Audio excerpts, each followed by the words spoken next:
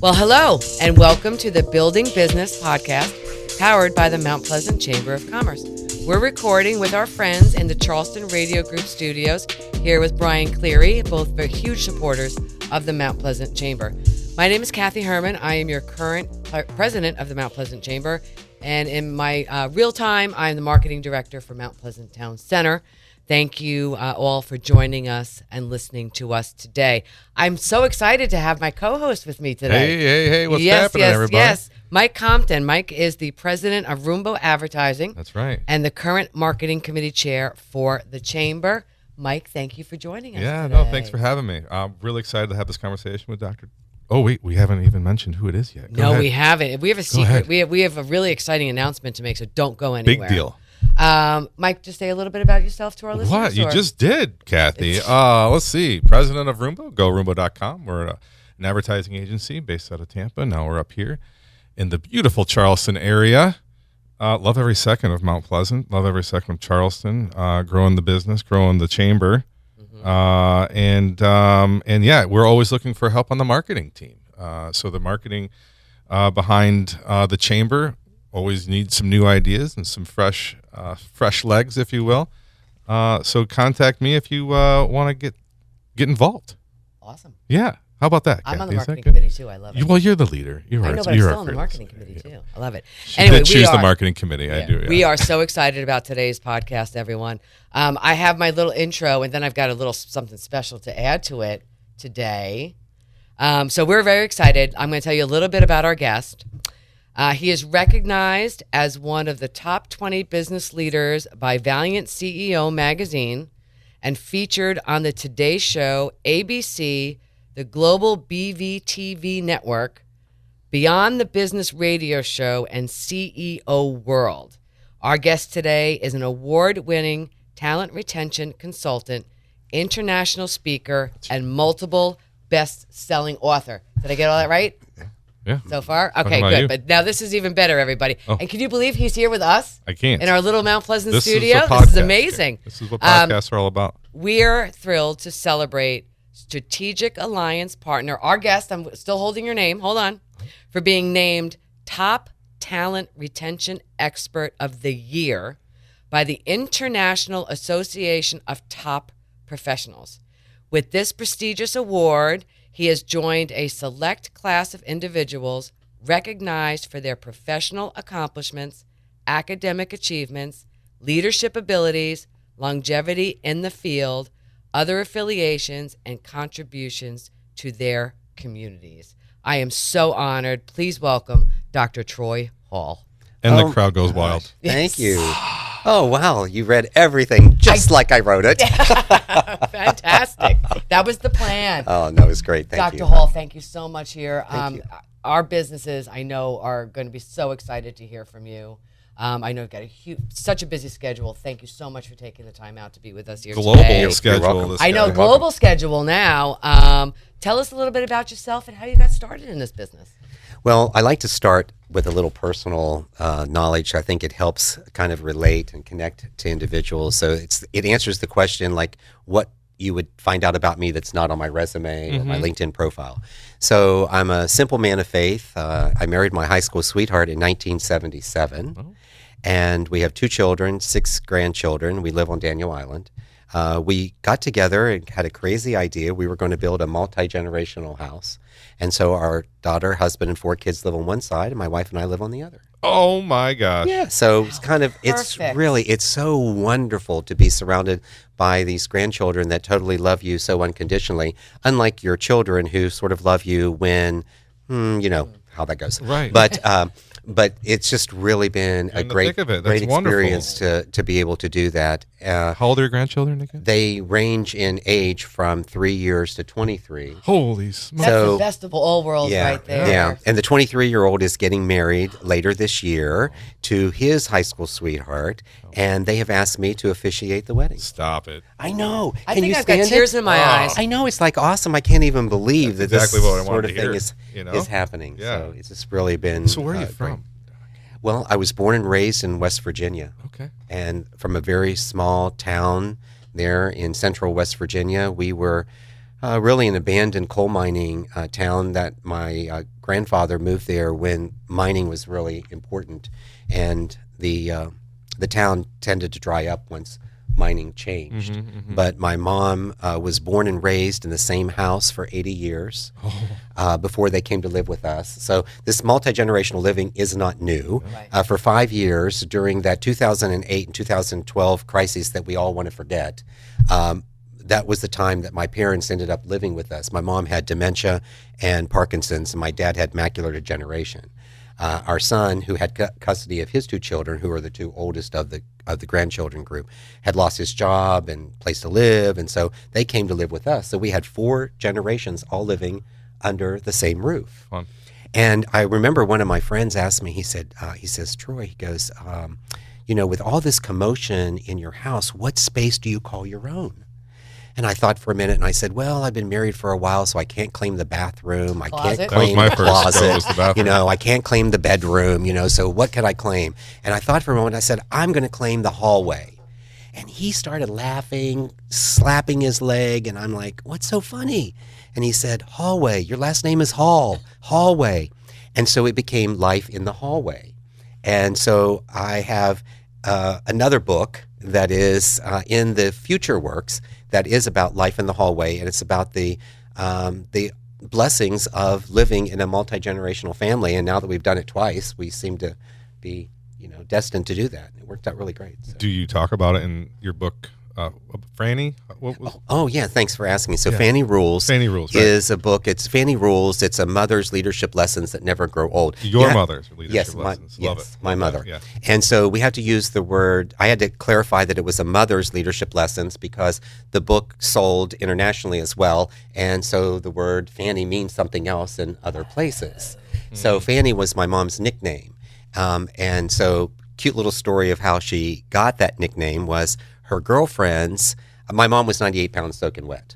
And so my mom was not very flirtatious, and so she was really reserved, but she really liked my dad, who was nicknamed Slim.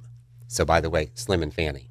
Oh, 65 years, Slim and Fanny. That's awesome. And so the girlfriends gave her the nickname, and they said, okay, if you're ever going to have one, we've got to name it. So they named her Fanny. Oh, that's wonderful. So her name is Frances, but they named her Fanny. And so Mom was really known for her whole life as Fanny. And I learned so much leadership from that woman. Now, my dad was good, and I had a great relationship with him. And when I told my brother I was writing the book, he says, well, don't leave Dad out. And I said, there's a section for Dad, but Mom is the star of the book. Amazing. Because of what she provided to me during the leadership lessons. When I was 12 years old, my mom was diagnosed with cancer. And breast cancer. And when you lived in a rural town, poor economic conditions, no education outlets for you, we were bused an hour to the nearest school. You think your mom's going to die. But Mom had a whole different perspective on life. So these leadership lessons that I have the pleasure of working with organizations to expand upon really has a lot of foundation in with my mom and what she taught me. She would tell me that my character would always be defined by the choices I made, not the circumstances I found myself in. She said, we were poor by circumstance, not by choice. I have cancer by circumstance, not by choice. Mm-hmm. And so she made it her opportunity to live as long as she possibly could. And my job was to take care of her. I was the oldest that was at home at the time. My job was to make sure that she recovered from the surgery, and there were a lot of bedside opportunities for bedside messages and stories that she would tell me. So the Fanny Rules book is paying homage to my mother's leadership legacy. I really believe this. I think that a person might want to try to control a legacy, but the reality is that the legacy is determined by all the other people around them, not by them. And my mom would be so embarrassed about the stories because she was such a humble woman, and just the great things. And the good news is she lived 43 years beyond that awful. Oh, great. So because dementia took her memories, I said, let's give back. So we kind of created some memories, from the stories people was involved in them. But 31 memories wrapped around 9 rules that would be effective in leading. And everything was always wrapped around treating people, which is why when I speak about culture and I speak about things to organizations, I remind folks that culture is about how you treat people, not the treats you give them. And then when did you realize that your whole career and everything that you've accomplished, I know it's about from your mom and those basic, but when did you realize, wow, I can make a living, with all of this knowledge? I don't know that I ever had that epiphany where you had that moment, you go, oh yeah, I got it. I think it just sort of evolved and sort of came out of the experiences that I was having and what I was doing. I always felt like I was destined to be in charge somewhere. Like I always thought about that. Like, yeah, I think I want to be in charge. I want to do that. I mean, as a small kid, you kind of like, you want to. Everybody wants to be the president. You want to be president. Yeah. So I don't know that I ever said I wanted to be president, but I thought being in charge would be good. And so in my professional career, then I just pursued opportunities that said, oh, well, how can I advance and how can I move up in the organization where I have an opportunity to influence more people and just, to have the organization trust me to do that. And so that sort of evolved. And the next thing you know, I'm in a C-suite position. And so I've been in organizations, small organizations to multi-billion-dollar companies. I've had somewhere in the neighborhood of maybe 450 people reporting into my structure. So I really got a chance to take all of those life lessons that I was learning along the way and really package them for what I consider to be my second half, which is the opportunity that I do today, which is I guide leaders to retain the talent in their organizations. And we do that by helping them infuse cohesion into their culture so that they can create these safe workspaces for individuals to thrive in. And you may want to know what cohesion is. I do want to know. I think everybody wants to know what cohesion is. Yes. So cohesion is around 3 strategic elements, and they are belonging, value, and commitment, or shared mutual commitment. And what's really interesting is that it's not just belonging in the sense that I'm a part of it, but I have to be included. So it's inclusion. Like without the inclusion, you don't have the full part of belonging. And the reason that that's so important is it goes back to Maslow's theory. If people are psychologically or physically in harm, they fear, they have some fear that's happening, regardless of what source that may be. They don't get to a point where they belong. They don't get to a point where they have self-esteem. They don't get to a point where they self-actualize. And what do organizations want? They want employees who are self-actualizing, because then they're performing, then they're doing things, then they're engaged. So you have to have the inclusion part of belonging. And value is not just how you treat people, because we expect you to treat people well. That is the foundation. Value is about meaningful work. I need to know that what I'm doing matters.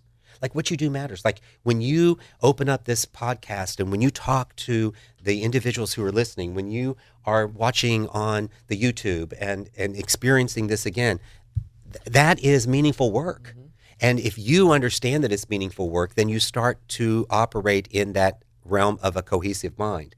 And then what really pulls it all together is shared mutual commitments. And we really are focusing on, well, what would that look like? It looks like collaboration. And in collaboration, we teach that you need 2 things. Everyone has to agree they need each other, and you have to trust that people will do their job. And so that becomes the strategic framework that we look to have organizations adopt. And so we refer to it as infusing cohesion into their culture. So we're not changing their culture. So you have a culture of service, of joy, of innovation, of excellence, whatever it happens to be. It's still your culture. But now we can level it up and we can give you finite direction as to how to do it. Yes. Without it just being a string of tactical things that you do, you now have a strategic way in which you can approach that to help you really level up your culture. I think the most important thing too, Dr. Hall, is that this can be implemented in Fortune 500 companies as well as mom and pop down the street, because they're just as important. Absolutely. And the one thing for the programs that, when I mention we, it's because I have a team of 5 of us who actually interact with our clients. It's all about helping them really experience and then implement what they experience. So we're not about selling software and selling programs that cost an organization a lot of money. I think one of the questions that you had me think about before coming today was, what would you say is an untraditional or non-traditional way of doing something? I'm like, seriously, if you want to have extraordinary, do the ordinary, but do it all the time. Do the ordinary to a level that makes it so pristine, so excellent that it becomes extraordinary because people don't expect it. They say, oh, you might get it right once in a while. But what would it be like if you could do it over and over and over again? So our opportunity is to try to help leaders do these things over and over and over again in a way that they can retain the individuals who are in their organization. The first thing to clear up is this. Money has to be right, but money is not the reason that people leave. I agree But the 100%. money has to be right. So when the money is right, so if I work with an organization that has good salary administration concepts, then everything that I bring forward, everything our team brings forward, you can now implement and be assured that you will see a difference in the way your employees stick around. Well, I mean, I think a lot of people can say in their careers, I have either chosen to go to or chosen not to go to a company or a job because of how I felt during the interview process, things I've read, and this is a long time ago, right? Yeah. So now it's even worse. All you have to do is get on social media and hear one bad thing about a company. But to me, it was very important. And when I moved here, it was one of the best things I ever did because I was leaving a company after 25 years that was not my favorite. I stayed for a long time, but it was convenient, which is not a reason to stay, but I did. But then I came here to work for a company that just I'd never experienced anything like it. It makes huge world of difference. Gets more out of me Right. as an employee. And this is the longest shopping center I have worked at in my entire career.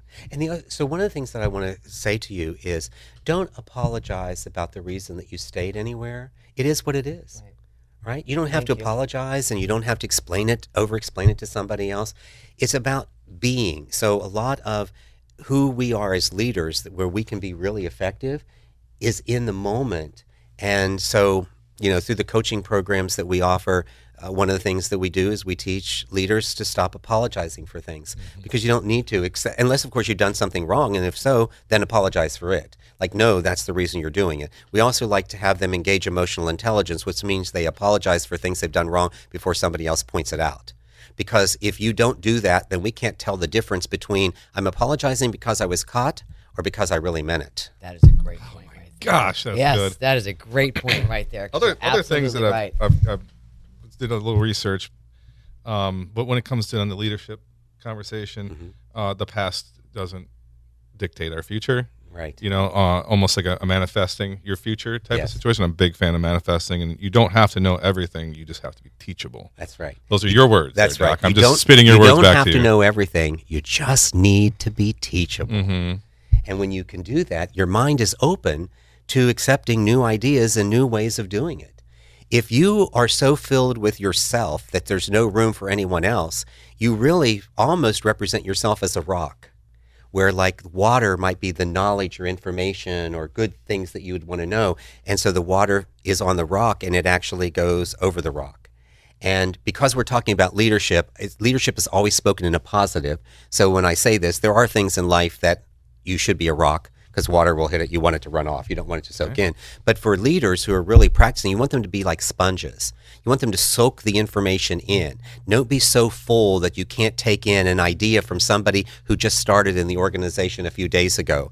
Do you have to implement it? No. But you should listen to it. You should explore it. You should not dismiss them immediately because individuals want to be included. They want to have there to be a part of that.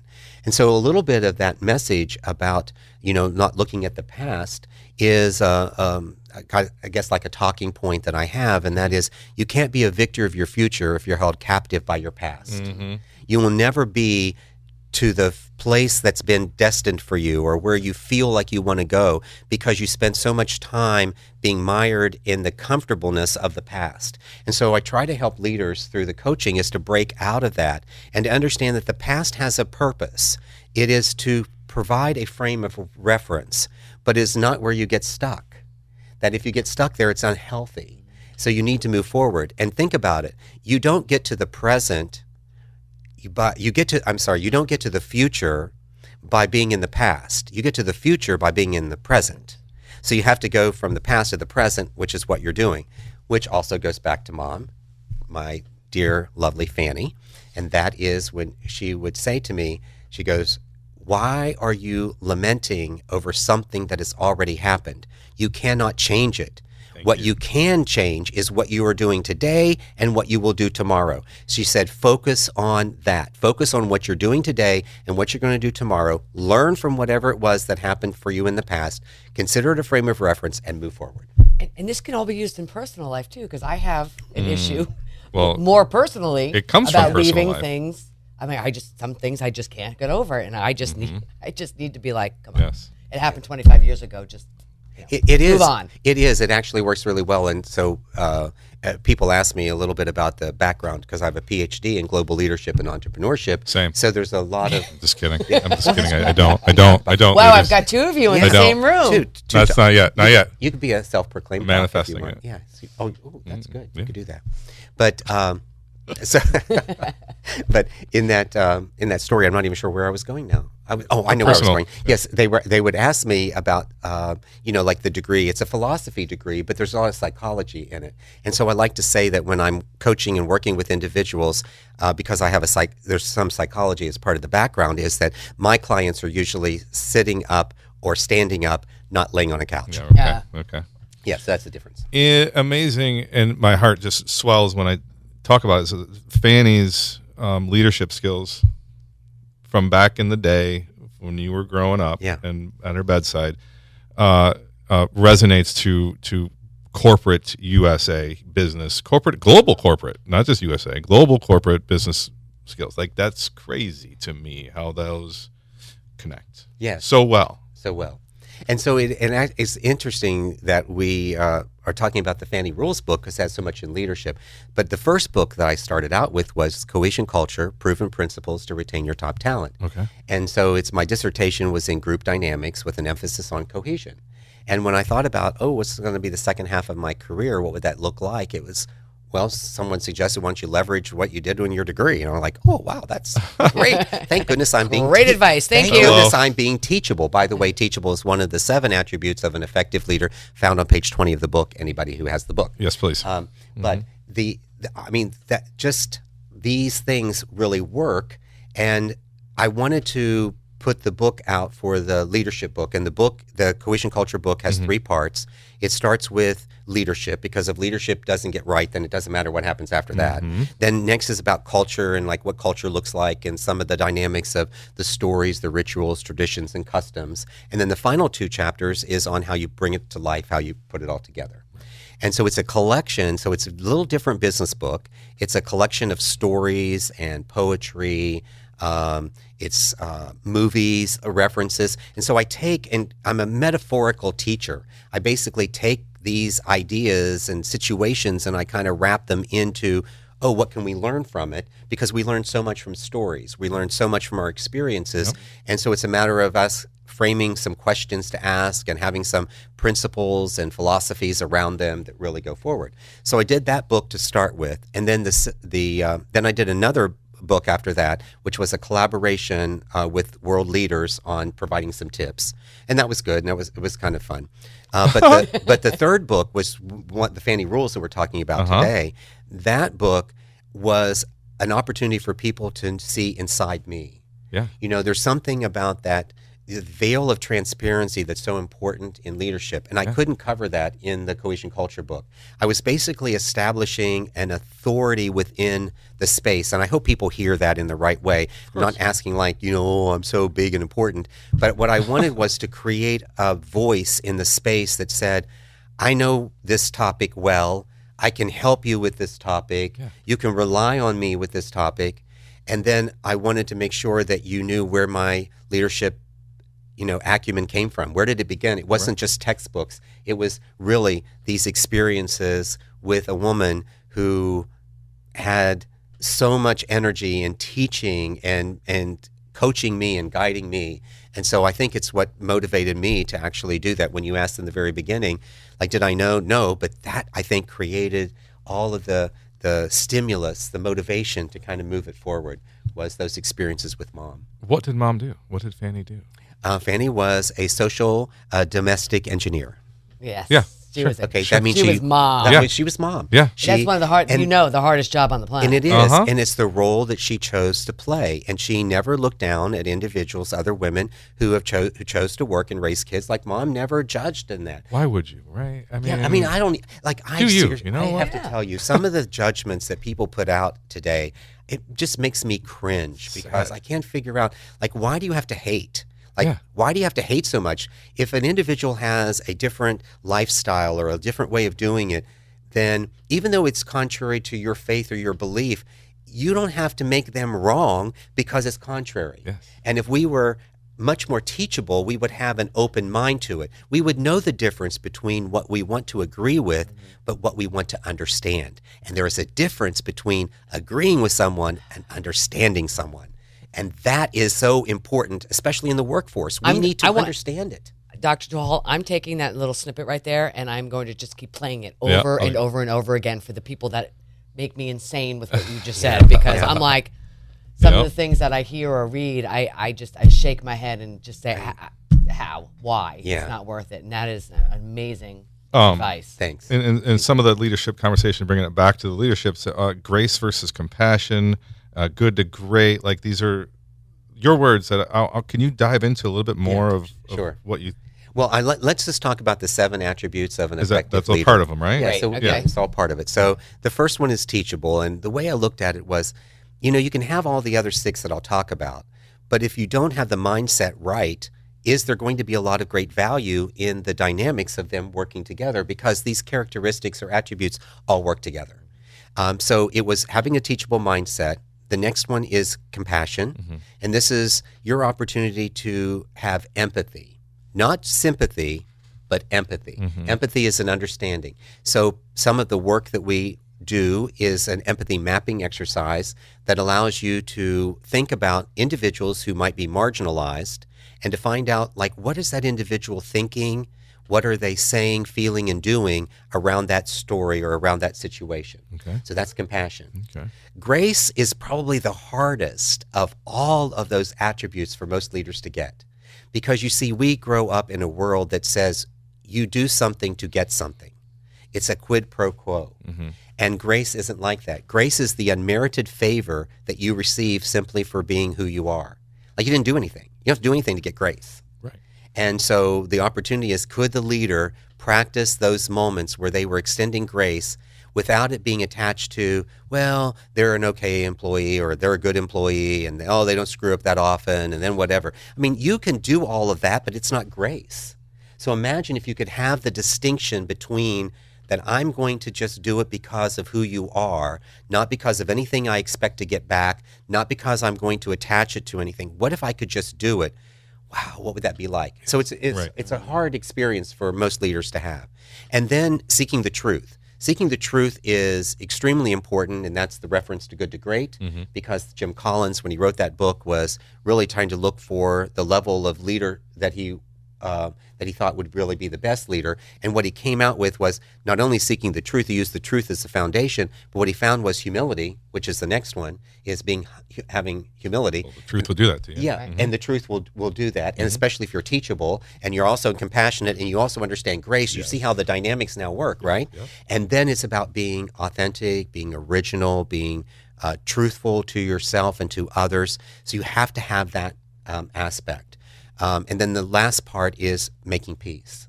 Are you able to make peace? So those 7 attributes are to be teachable, to be compassionate, extend grace, to seek the truth, practice humility, be authentic in how you think and speak and do, and then look to serve peace and to find peace in everything you do.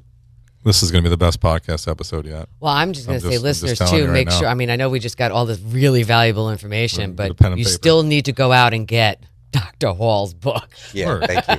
Get them all. you. All 3. Make it a hat trick. There's a 4th one, too. Oh, So I like the 4th one. all Fourth right. one- Is it out yet? Yes. So it's called Back After Burnout, that's and I did it with Dennis Consorte, and it is looking at the mental health and the stress that people have in the environment today. We feel that's an important leadership component to be able to do. And so we focus on those exercises and activities. And so my section was really, how does cohesion actually impact the leader's ability to reduce burnout, stress, and fatigue inside the organization? What tips would they do? And so I do a little workshop on this back after burnout. It's called 7 Ways Cohesion Combats Burnout. Perfect. Wow. It's true. I mean, it's the most important. One of the most important things is. Well, and then I didn't mean to interrupt you, Yeah, go for Mike, it. but especially in Mount Pleasant, where all of our, most of our members are, one of the largest issues going on is employees. And then a lot of the millennial Gen X. I hate using terms, but that age group is a little bit different than. You said Gen X. What are you talking about? You mean millennials and Gen Z? Gen Z. Sorry, Yeah, see, yeah. everyone- That's okay. Take it easy. It's all good. Here. I don't even like. Don't using mess with those Gen X, titles. okay? I know Gen X. I know what a Gen X is. You're the forgotten generation. am. You know that. I am. I'm I know right it's there with you. terrible, but you are the. But we're the forgotten. We're the best. But you're the best. Agreed. Okay, I am good. the best. Okay. But there's things have changed that from people that I've been working with that there's a little bit more demand. There's a little bit more of they want. I worked 8:30 to 5 every day for 30 years because that's what you did, and that's just not the way it is anymore. So with this new workforce coming in and everything, how can our businesses retain these new blood employees? I mean, is there? I don't want to, because it's just different. It's a different time. Yes. So when we think about it, so there's a couple of things. One, I don't like to generationally label people either. I don't like to put labels because we spent a lot of time in the last 3 years working on diversity, equity, and inclusion, and creating some foundations to have people really not only think, but to maybe more experience an equality sense, right, that you have. So with that being said, I don't like to use those generational categories because, quite frankly, I'm a Gen Y trapped in a baby boomer body. So There you go. I kind of understand that. But it's the thinking. So what I like to think is each generation provides a different way to think. So we want to take a look at that generation's influence of thinking because we all influence each other. And the thinking that's occurring within this newest realm of workers who come in are byproducts of what's been happening in our culture and in our world, whether it be here in the U.S. or over across the pond. It all interacts. What I have found is that I look more at the behaviors of individuals in the workforce as a collective as opposed to them individually. But I still rely on research that's done. And research, when they say they do the Gen Z, that means they have interviewed individuals within an age bracket that would identify them as Gen Z and say, oh, here are the characteristics of Gen Z, which is okay. But I think it's also cautionary in that you should be thinking more of how is the collective working? Because you're not just hiring Gen Z. You got all these other folks that are interacting, so you need to be thinking, how does it work? So I created what I refer to as my fair play that I think is helpful for leaders to, if they adopt these 4 behaviors within their organization or these 4 ways of thinking about the workforce, this might be helpful. Okay, got my pen and paper I know, here. really. Okay. Write this down, everybody. And as I told you, it's metaphorical. I like acronyms because it helps people remember things. Sure. So it's FAIR, F-A-I-R, play, and it's flexible hours and locations. That's what people want. They want that flexibility of what's going on. They want autonomy. They want to know what they're supposed to do for the job, then leave them alone and let them do the job. Give them the tools that they need, give them the instructions they need, let them know whether they have monetary authority to buy something. Do they need to be working with other people to accomplish the task? Are there other departments where they can get resources? All of those types of things. They want to know that from the autonomy so they can do the work. Then they want to be included. So up until most recent surveys, the number one reason that a person left a company, aside from having to move or they had a life-changing event, was the relationship or the lack of relationship with their immediate supervisor. Today, they more accurately define it as lack of inclusion. That makes sense, yeah. So, but the lack of inclusion is attributed to the leadership because it's the supervisor, because people think of their job the way they're connected to their most immediate supervisor. That's how it's all about. It's really relational driven.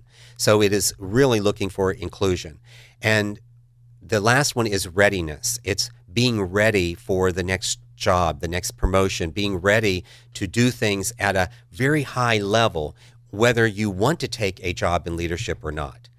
What I also mention in this readiness, why it's important, is that 71% of all employees seek growth, development, and advancement of some kind. So that allows you to take in all of the 5 generations that are currently working today in the workforce. The thing, though, that I should mention is a little bit of an issue that we might be seeing in the next 5 to 10 years, and that is the age group, the Gen Z age group, is less likely to take a leadership role than previous generations. And they're less likely because they believe in more of work-life integration. By the way, don't call it work-life balance. It's work-life integration. Okay. Good Because to know. when you think of balance, what do you think? You think of, I've got multiple things in both hands and I'm juggling them and I'm doing this. Well, that's not healthy. What's healthy is integrating them, because we can't separate what we're doing in our life with our work. We can't separate work with our life. Love it. I mean, we know, like, for just some of the statistics around stress, we know a large number of employees, somewhere in the neighborhood of 70 to 80%, have stress issues that are at work that are just like very demanding for them on the job. Of that group, there's a half of them bring that work home and integrate it into the home. And some of them have blamed stress on their negative behavior. And I said, oh, thank goodness somebody has a reason to blame their poor behavior on, so they're going to blame stress to do it. Yeah, that's, my mom wouldn't go for that. She'd say, there's no character building in that, dude. You know, you gotta own. You're being negative and rude and whatever. You own it, and you figure out what it is, and then figure out how to stop it. Come back to me. You don't get an excuse. I was never allowed to be rude to somebody because they were rude to me. Yes, I was amen. never allowed to do something bad to someone or harm someone because they may have harmed me. That was just not part of the game. So Love it. What you said earlier too, I'm not going to give my age away, but when I started in the workforce, there was no computers. you did give your age away. I That's just want it. to clarify. Okay. You did I say Gen no, I X. gave just you wanna a whole make sure you did that. range. Yeah. Okay. Your range. Okay. Range. I gave you a range of age. I love that. But there was no computers. There was no. Our office was one of the first fax machines. Obviously, no cell phones or anything like that. So when I went to work, I did my job, and I went home. Yeah. And I was lucky to have worked in that time. Now, like you said, my phone rings 24/7. It is what it is, and you're expected to be there or answer unless you have a good excuse. So I am really trying, and I love this advice of yours. Okay, so you're not trying. No. I just want to make sure Okay, you know you're not trying. You're doing. I'm doing. Because trying Okay. is limiting language, so there's no trying. So it's I'm doing. doing my Great job, Doc. Great best. job. I'm doing everything I can. Perfect. To make sure that I have a integration of my work and my home, because both are very important to me. So Very important. yeah. Congratulations. That's Thank great. you. Congratulations. Thank you. Great. What else can she do though to help integrate that? What do you have any questions behind that? How can you better integrate the work? Like, Shut my phone off and throw it in the pool. I'm not. I don't know. I don't know. Well, okay. So there's just a few little things that I would mention to you about that. The first thing is you have to set boundaries. There you go. So you make sure you know the boundaries that you're setting. What are the rules of engagement for work? What are the rules of engagement for home? You have to set aside your time, just like at work. You set around project time or time that you want to work on something. I'm a big believer in calendar blocking. I don't know how I would survive without it. It's been so helpful to me to even put in time when I want to read or time I want to look at an article. I may put 15 minutes on the calendar to make sure that I know that I have that time dedicated to do it. Because I'm very much a task person. It comes a list, like I like lists and things, and I can accomplish and do that, so it works really well. Exactly. So I would do that. Something else that you can do very simply is you can change your clothes when you come home from work. Immediately, because when you do, it gives a separation between that. I just spoke at a conference earlier this week, and we were sharing some of the things that individuals do. And one of the participants said she likes to wash her hands. And she says anytime that she feels stress, She just goes to the restroom and she washes her hands. She follows that 20-second happy birthday rule.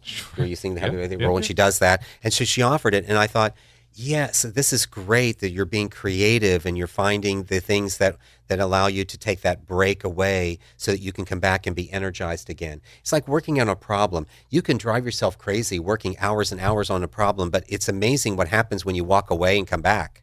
Yes. It's like you see it differently. It's like I'm looking at the same stuff I was looking at before, but I see it so differently. It's the craziest thing. Why is that? Why is it like that? It's your brain. You're giving your brain a break. Okay. And your brain gets has a chance refresh. to refresh. Yeah. Unplug the computer and plug it it's back kinda- in yeah, type of thing. Yeah, which is the typical IT response to Exactly. anytime it doesn't work. Have you turned it off and turned it on? Right. And is it plugged in? Yes. So yes. Well, and So I can be an IT expert. No, I'm just kidding. Hey. My friends who are IT experts, Second I half. love you. I love you. Yeah, I need we you. need you, Yes, yes. I'm not it.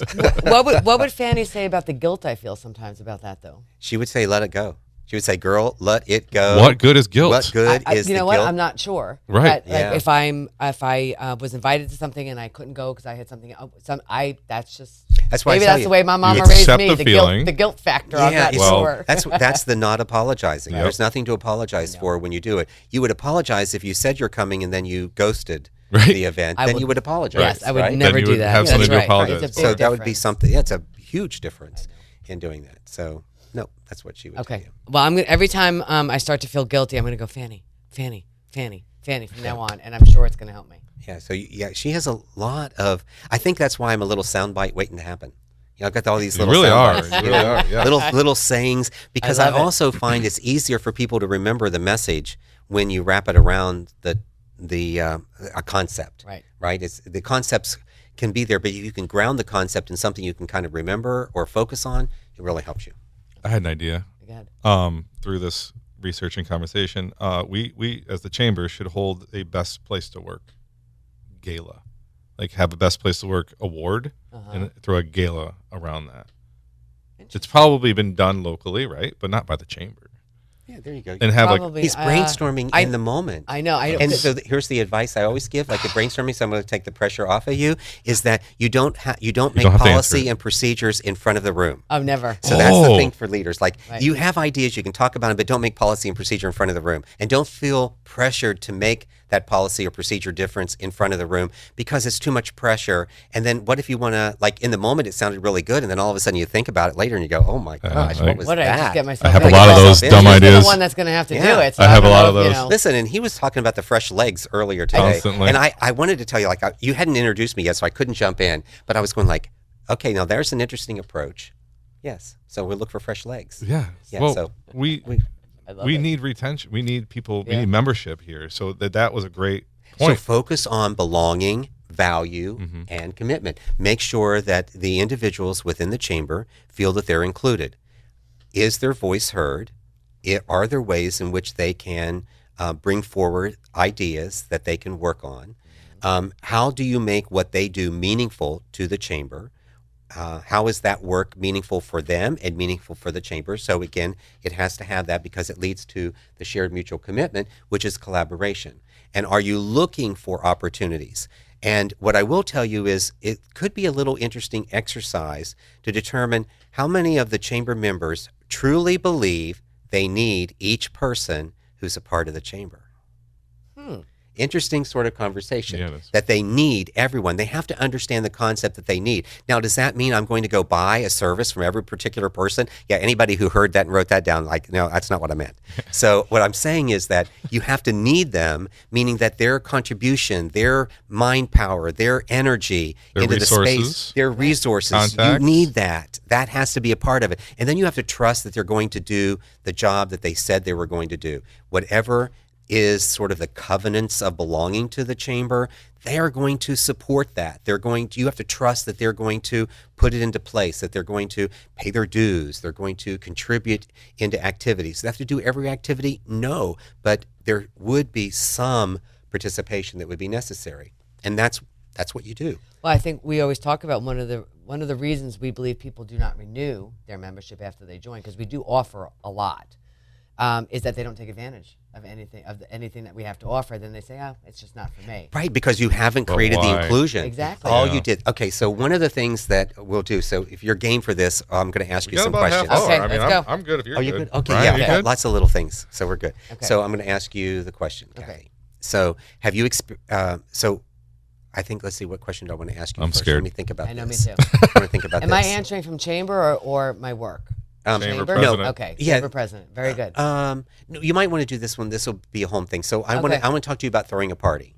Okay. Okay, so I you, like you throw parties. parties? Yes. Okay, so everyone listening now has an invitation to a party for Kathy, right? Because she's throwing a party. Can't wait. Fantastic. All right, so you got that invitation. And so the initial idea is you feel like you belong, right? Because, I got an invitation. Got the I feel like invite. I belong. Yep. Now, think about this in the work environment. You extend an offer to an employee. Oh my gosh, I feel like I belong. I got the offer, right? Now we come to the party. So in the party, you've made some preparations for the party, and the doorbell rings. And then what's your normal reaction? What do you do when the doorbell rings? Come in. Come in, right? You Let's invite go. them in. Join the party. Right. You might tell them about the food. You might let them know where the restroom is. You might tell them about some music, where the drinks are. You might even give them a drink. I mean, maybe you even have somebody standing there with drinks and ready to take one when you go in. Well, that little concept, and of course, the invitation to dance is really important. So those people who are now seeing me, now I see this little This is dancing. some party. Listeners, I like he's this dancing. party. And we're doing this little Yeah. dancing, and I kind of We're do all this, dancing, and then my okay. daughter says, "Dad, stop dancing." And I go, "Honey, why would I stop dancing?" And she says, "Because you're embarrassing me." And I go, "Great. My work here is done." That's right. Okay. So, but all of those things that you did now make me feel included. So on the first day that the employee shows up, what is the onboarding experience like? You're absolutely right. Are you including them? And for those individuals who aren't taking advantage of the things that are happening, how do you help them feel included without making them feel guilty or wrong that they chose not to do it? How do you encourage them to get to that particular space? Then you can distinguish the difference between someone who signed up who said, yeah, I've kind of had all these opportunities, but it's really not right for me. They're not wrong. It's really not right for them, so they get to leave. Right. To the person who said, I signed up for it, but nobody talked to me. Nobody asked me information. I went to a luncheon and I sort of was sitting by myself because everybody else who all knew each other, they were all talking and they were all including, and no one included me. And so it's real important that we also expand this to, if you're really engaged in leadership, and for me, the conversation is anyone who works at a company is a leader. Whether you're answering questions, moving files, supporting something else, I mean, you're a leader. You've got to think about that leadership. But specifically, I want to think about this. You go to a chamber function. Do the same people sit at the same table all the time? If you do, that's okay, but can you not just shake it up? Or could you not just invite somebody new to come and sit with you every now and then, kind of rotate a little bit around? You have to do those types of things. When you are standing up and talking and 3 or 4 people are together, I recommend, and so this is again part of some of the teaching, is that you assume that there's a 4th person. So there's 3 of you, you assume the 4th person. So you stand assuming that there's a 4th person standing there, because that open space now allows somebody to walk up into that conversation and know that they are accepted. They can be accepted into it. They don't have to worry about, am I catching up with the conversation? You don't have to worry about a special invitation. So when they join, then what do? Well, you move again and now create a space for 5. Yeah. And so that's the idea Nonverbal behind. there, too. That's right. So that's the idea behind that. It's not just getting an invitation, but now I have to be included. And you have to it's got to be your job. Everybody has to assume it's their job to include someone else. It even works for consumers. This idea of belonging, value, and shared commitment, we have built sales programs around it, member service programs around it, because we want the culture that you have inside the organization to be extended outside the 4 walls. And so giving you some structure by saying, think about belonging, value, and commitment, and what does that look like from the consumer's experience? Not only from the employee experience, but the consumer's experience as well. Yeah. And what are you doing? And how are you as an employee making that connection with the consumer? And it's not just about them taking products and services, which might mean value for you. It's saying, how meaningful is it? So are you making sure that the products and services that people have are meeting the needs that they that they have. If it's not meeting the needs, it's not going to be meaningful work. It's just going to be you've taken advantage, or or it could be that, it could very well be that a person just wants a product or service. They don't want meaningful work. So great. So they understand that. But we're talking about that as an exception, not the rule. The rule is most individuals, we all have an innate desire as human beings to want to cohabitate, to want to be involved, to want to connect, to want to relate, whether we do so person to person or whether we do it through a remote environment. It doesn't matter. We still want connection. Mm-hmm. And then we like to know that we have purpose. Rick Warren spent a lifetime, he spent an entire career creating the purpose-driven life, and it's really fundamentally, so it doesn't matter whether it's purpose-driven for faith or whether it's purpose-driven for my social or social-driven for my work, whatever it is, it's like I want to know that what I'm doing is meaningful and valuable. And then I want to have those opportunities to really exercise all of that, and that's where collaboration comes in for my shared mutual commitments. And then that's where Tuckman comes into play. Yes, you asked me about Tuckman, so I might just choose to use my English accent. I noticed you had an English accent. I have an English accent. Once he gets important, once he sounds important, yes, I feel like he goes to the English. Important whenever I go English. That's right. So isn't that you were just talking about 1965? Tuckman made these stages, right? Yeah, so he did, and that's what you.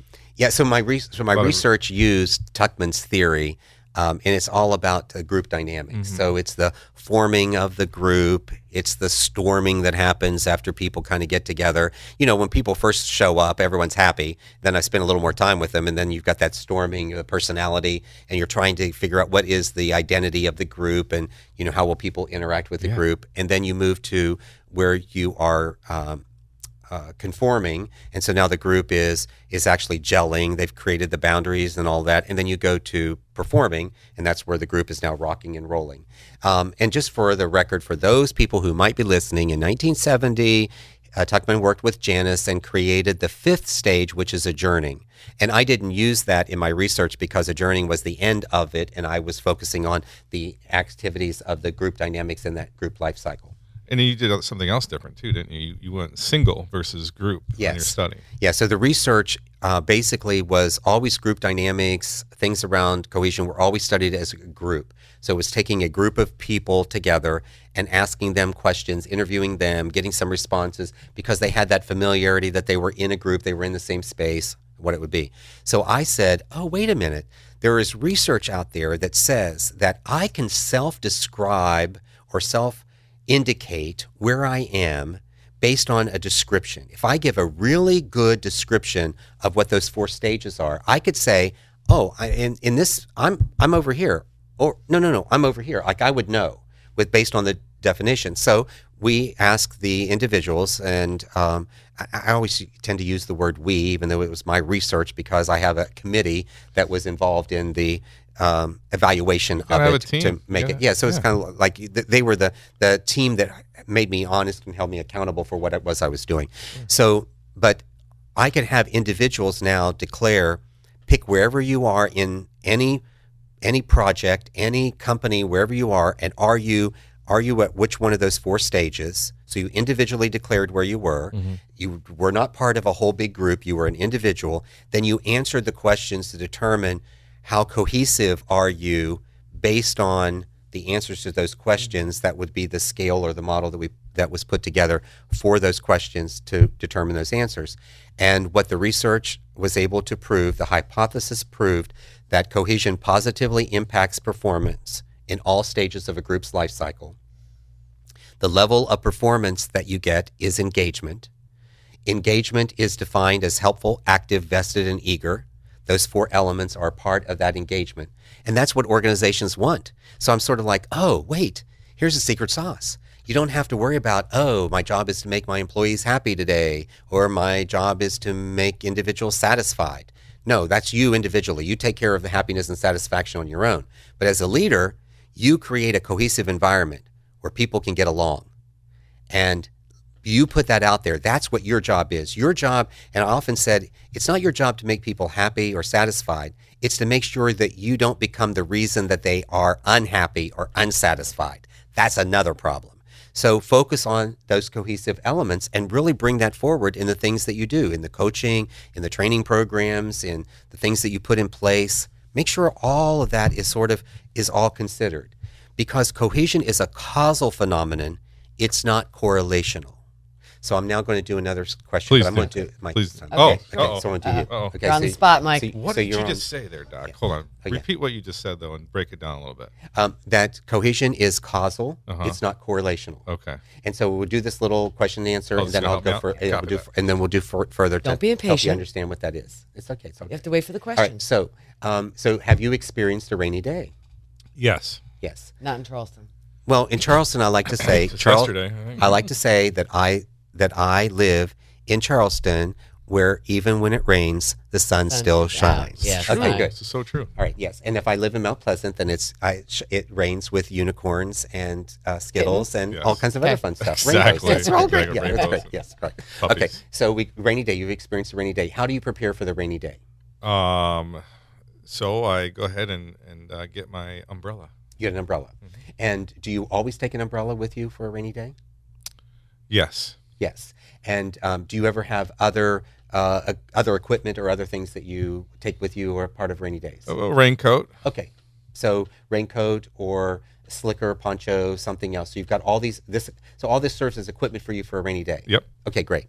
And have you been to the beach? Yes. I'm not going to ask him what he was wearing. Okay, so we'll Speedo? keep that between us. Okay, no, we'll keep that between us. Okay. And then, have you seen umbrellas on the beach? Yes. And were those umbrellas opened? Yes. And was it raining? No. Okay. I can make a correlation between umbrellas and rainy days. Whether you'll take an umbrella or won't take an umbrella, whether you'll open an umbrella, won't open an umbrella, and it's all forecasting. So forecasting is great. And so organizations will continue to forecast all they want. They'll be able to use the data, information, statistics to kind of say, hey, I kind of reasonably think this is going to happen. But you cannot predict employee behavior without a cause and effect. Cohesion is cause and effect. When cohesion is present, you get performance every single time. It's not just my research, it's 50 years of research that continues to approve it. All I did was say, oh, I can show you how it works on an individual level. So that was my little add to the literature. Awesome. And so that's what it is. So if you want to predict the behavior of your employees, focus on putting cohesion in. And how I equate that is Newton's law of gravity. Okay. Or gravitivity, I guess. Oh, I probably have to say it with an English Yeah, accent. yeah. I'm going to say gravitivity. And when you say That's it like that, it doesn't matter all what of you a say. sudden, We'll fact this check makes it, yeah. perfect sense. Is it a word? It is now. But his theory of gravity and what happens is when the apple separated from the branch, it fell to the ground. Yep. And so gravity is the cause to produce the effect of falling. Yeah. And we understand that as cause and effect. That's what cohesion is. It's a cause and effect scenario. I refer to it as the cohesion phenomenon. I love it. That's amazing. I can't follow that up with anything else. I do want to. One more thing I do want to have talk another about is one of our friends. No, just one more. Our friend Benjamin Toy, Oh, very dear friend of the Benjamin. chamber. Benjamin. And I understand that you're working with him on some aspects. So we'd love to hear a little bit about that. So Benjamin and I have come together to take the programs and services around the trademark cohesion culture program to a whole new level. The education and training that we provide to organizations. So we have a whole consulting program that we do, but the training is what really is so unique and different. There are no trust falls, no rope courses, and no death by PowerPoint.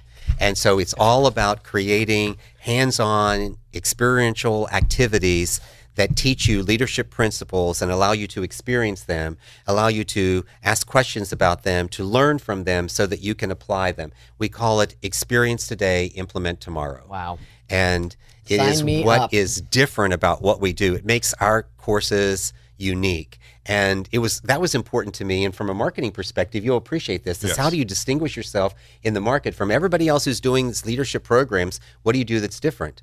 We do it through experiential, hands-on activities.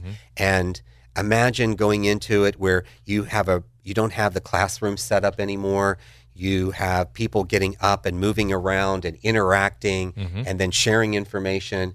We do create a discussion guide, which is a single sheet, because what we found early on is the absence of them being able to make notes or to write things down. Like they felt like, oh, you're giving us all this great information, but I have no way to record it. So now we provide a small single sheet discussion guide that they can use through the program. We give them time to make some of their thoughts down on paper. The other thing we also do is everyone commits to a habit, either something that they have been doing that they now understand why they were doing it, or something new that they picked up from the session. And so we then bring life to it by asking them to speak it. Sometimes they speak it into the room, and sometimes they speak it to individuals at their table, depending upon how large our groups are. Because, I mean, we've done groups up to 300 people. Oh my. So what's the name of the program again? we do, it's Cohesion Culture is our program. Okay. And specifically, we've got sessions that we offer for executives of organizations, for the VPs and middle managers. We have a new supervisor program that we launched. It's 3 specific courses, 2-hour courses. We've launched them to be online because we've not talked much about remote, but we should probably touch on it if we've got a couple of minutes to do that. And then we offer sessions to what we call the individual contributors of the organization, and it's a core program that we do. So, Is there a URL? yes, so you would go to either one of our websites. Mine would be drtroyhall.com. That's drtroyhall.com. Look up Cohesion Culture. You'll find the information. Or you can go to Ben's website, which is onpurposeadventures.com, and go to his Cohesion Culture program. And again, same information. We sort of package it just a little differently because of our audiences that we speak to. But yeah. I'm interested. How long has that been going on, that partnership between you and Ben? So it is a strategic alliance. So it's not a partnership. And I have to declare that because we do not have a formal partnership agreement. We're not like Part of where I'm headed. Okay. That's right. So we create a strategic alliance network, and so we're colleagues that have come together to work on similar projects and to make things happen. And so there are 5 of us who are part of what we call the Cohesion Culture Crew, and so they are prepared to help facilitate these programs for organizations. Most of the consulting work, either myself or Ben handles the consulting work with the client to do that. So when did that start, though? Oh, yeah, you asked when it started. It started in 2019. So, okay. And so so Ben and I had this whole thing all put together. We were going to take his outdoor programs that he originally had. He invited me to a session, which actually I met from a chamber function. My question was how would that's my next how one we how met. did We you met at a meet? chamber Okay. function. And Perfect. I love that. He invited me and said, would you like to come and see? We're doing a session for a group out of town here at the park. And I went, okay, that'd be great. I'll come. And I saw it, and he was quoting like 4 or 5 other books, their leadership principles.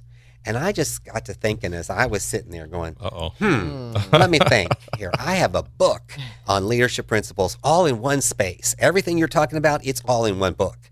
And so through the conversation, I talked to him about it and said, hey, I want you to consider using the Cohesion Culture book as your framework for that. What would that look like? And he was like, yeah, I'm interested. We had some meetings. We had so much energy and excitement that came from it. And listen, for a guy whose name is Ben Jammin, I mean, come on, you would expect energy to be in the room. He brings it. He brings it every single time. Plus, he is one of the nicest humans I have ever met. I would put him on the nice human list for anyone that has interacted with Ben that would feel that way.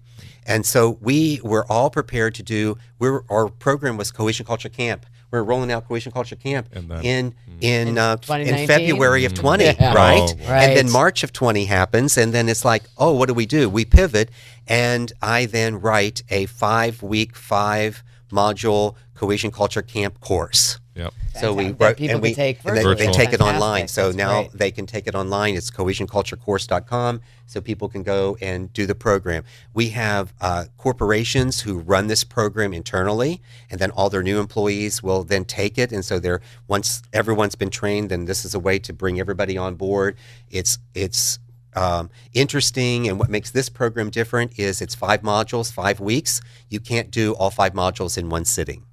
We open up a right. new module every Every week. 7 That's great. days. That way you are allowing the information to live and breathe. Even if you may not be actively involved in it, the lessons that we are instructing, the lessons that we're talking about, we do it through video. We do it through little workbook exercises. We give you a weekly challenge to do. We teach you things that you can implement at work through a video series. I mean, it's just all these things that will allow you to really make it interactive and appealing. The thing about the course is 3 things. One, you have to be teachable. You've already heard. Yeah, I like I'm a that. big. You have to be teachable. Take the course. If you're not going to be teachable, don't take the course. You're just wasting your money. The second thing is we want you to understand that you're a leader. And then the third thing is we want to make sure that you will approach what you're learning through the lens of a CEO. Ooh. So it doesn't matter whether you are in executive leadership or you are an individual contributor, you are learning about leadership. What is really awesome when you put it in place in a company is that the employees understand how leadership should behave. Leadership knows how they're supposed to behave because all the employees now know. That's even It better. creates That's great. such Yeah. wonderful Really good. transparency and accountability that happens through the program. That's really good. Amazing. I think we're out of time, aren't we? No. Oh, no. You Are we brought good? up. You brought up something. I mean, it's 20 to 2. Are we Brian, good? you good? Yeah, we're good. Yeah. Okay, great. As long as people will continue to listen. So we're doing good. Exactly. Or watch. Right. A lot of businesses. Oh, something happened to the computer, the iPad there. Oh. And, a lot of It's companies. probably been off for an hour. I don't know. I haven't noticed, but it's fine. It is what it is. It is what it is. Yeah. A lot of companies, just podcast first anyways, nowadays are having,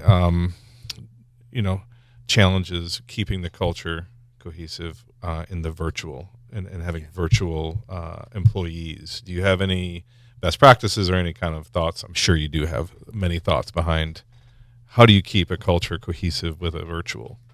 So the first thing I want to say is this. I do not instruct organizations or consult with them to make sure that they do remote. They have to make that decision on their own. Okay. So I'm saying if you feel that remote work works in your organization for your structure and the types of things you do, great. But what I do tell everyone is this. Stop calling it work from home. Right. It's demeaning. It is not necessarily work from home.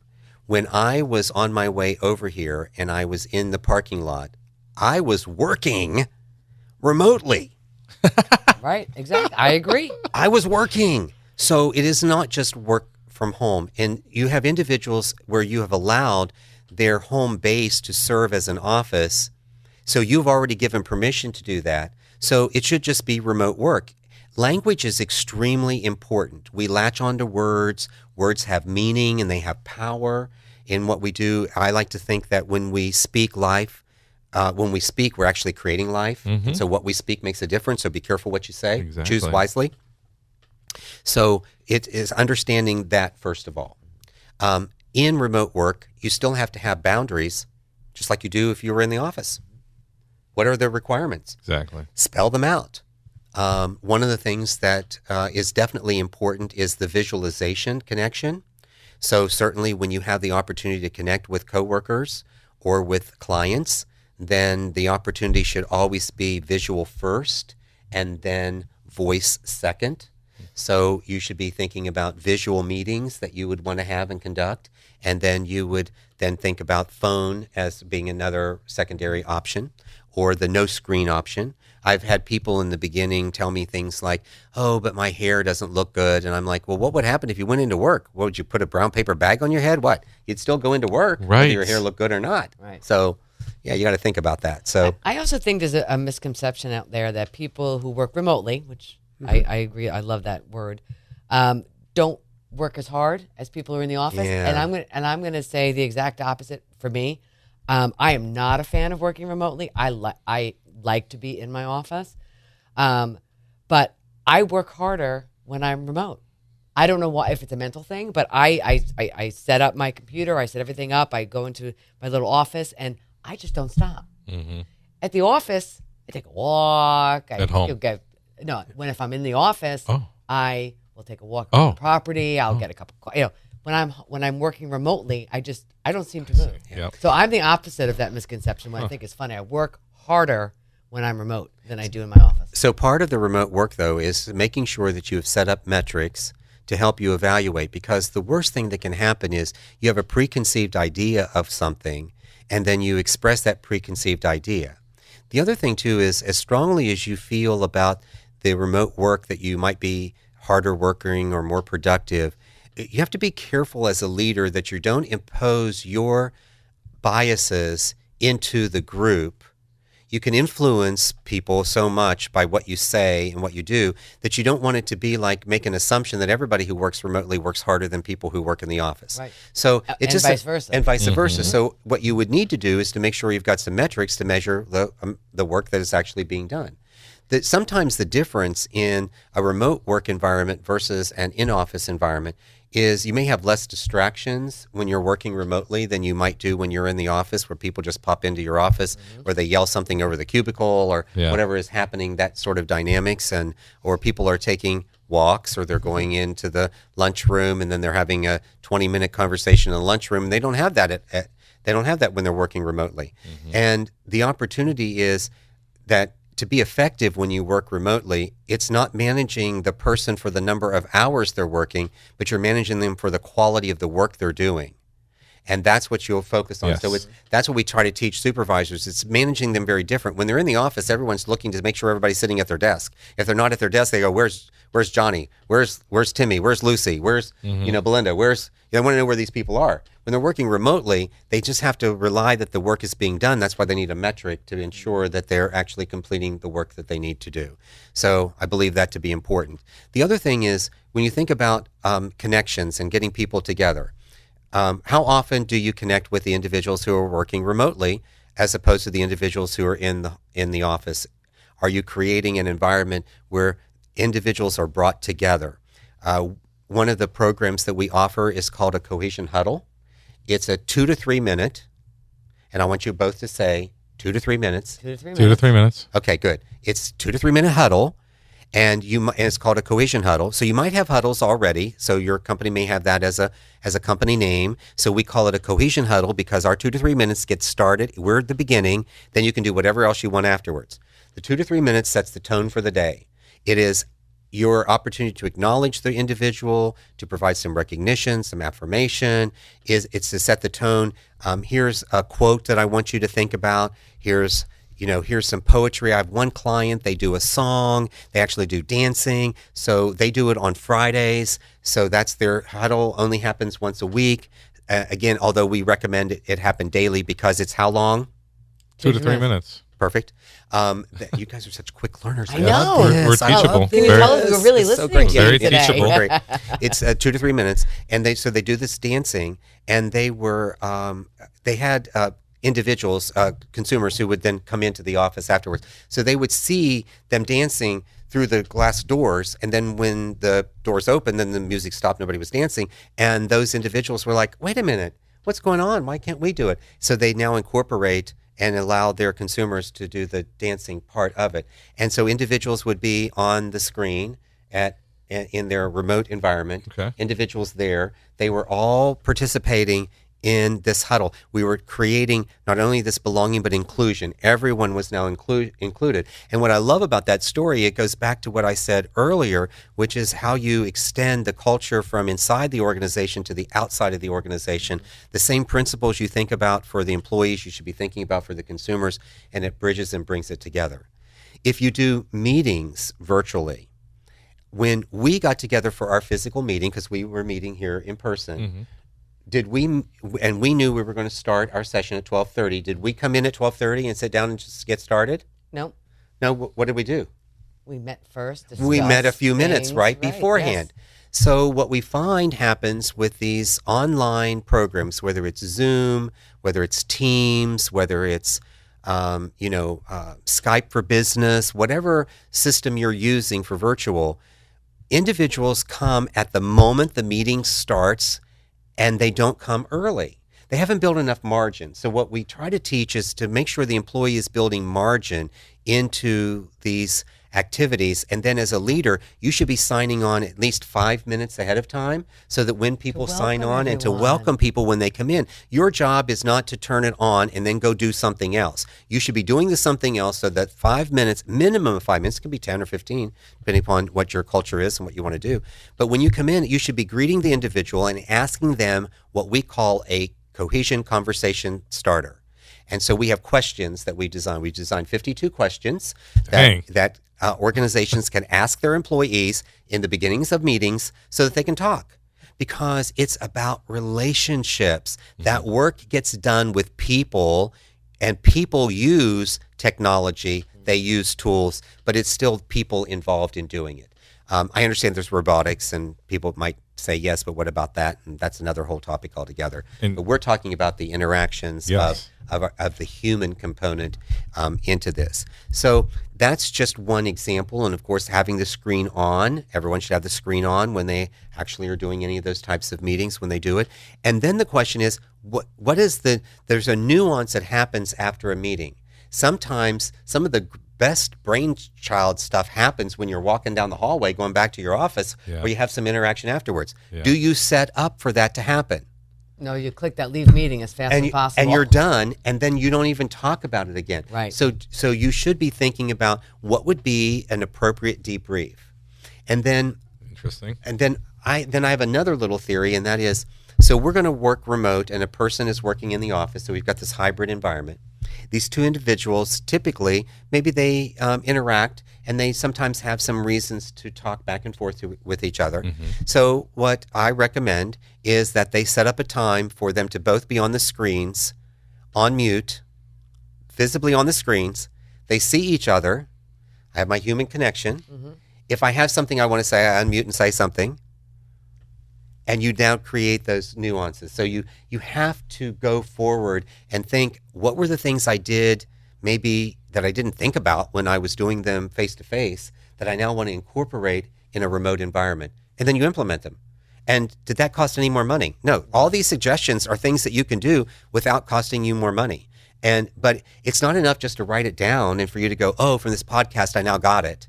Because you have to infuse behavior into your workforce. So we use the cohesion infusion framework, and we help them then make sure that all these things that we bring forward that you want to incorporate. The other thing that has to happen is you have to have infrastructure. Think about it this way. You say, oh, I want to infuse cohesion into my neighborhood.